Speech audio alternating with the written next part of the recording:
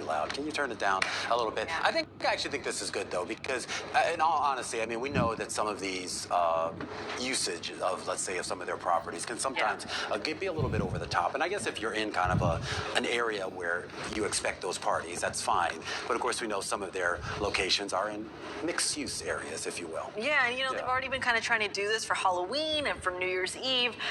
But now for the summer, I wonder how effective it is going to be. It's worth saying, though, the Airbnb shares are down about 0.3%. I wonder to what extent it actually kills a little bit of the demand, and maybe for a good reason. Yeah, and of course, we know that Airbnb has been under a lot of pressure, I guess, to deal with not just this issue, but a lot of other issues sort of plaguing the platform, where people feel like maybe what they're getting isn't exactly what they had bargained for. Yeah. Romain, can I give you my favorite Airbnb fun fact? What's that? There are more Airbnbs in Barcelona than there's actual home ownership.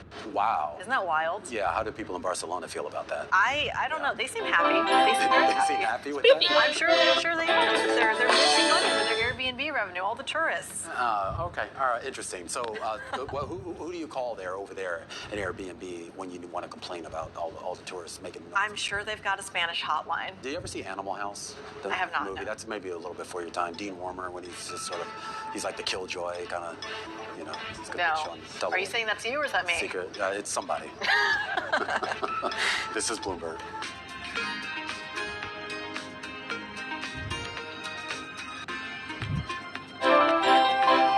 Spoopy.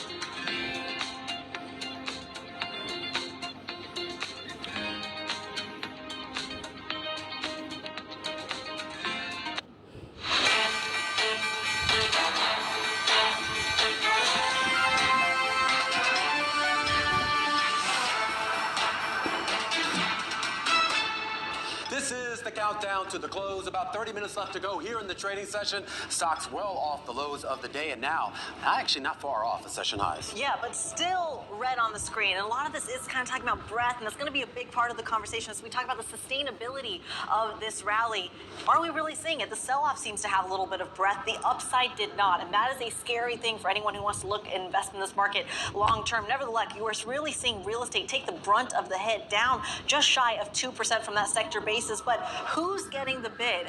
Energy, of all places. Is this an inflationary story coming back to the forefront? That's where you're seeing some leadership, but a little bit of a defensive trade as well. Consumer discretionary making its way back into the green, of course, ahead of those NVIDIA earnings after the bell. Is this a tech story? Is this an energy story? Romain, when you see those two sectors together, usually it means people are thinking defensive, people are thinking inflation. Absolutely. And a big part of that is, of course, because of the balance sheets that some of these companies have. Amazon shares up almost 2% here on the day. That's a big part of the reason why you're seeing this market at least stay near that waterline, though still in the red. You mentioned NVIDIA. Those shares are, that company is scheduled to report earnings after the bell. A little bit of a pullback on the day, but remember, you're talking about what is effectively the best performing stock in the S&P and in the NASDAQ 100 this year, neck and neck, 100% gains with Meta Platforms. Take a look at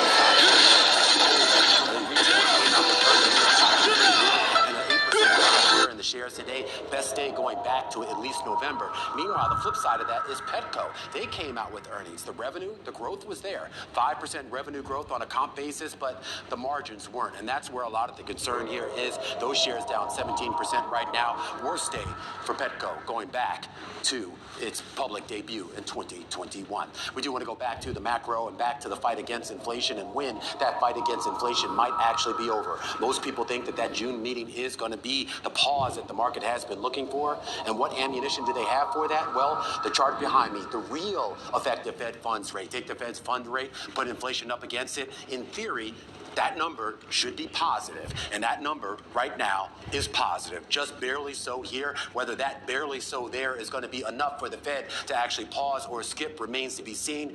But you see that red inverted sort of triangle that we have down there. We're a long way from that depths of inversion. Creedy.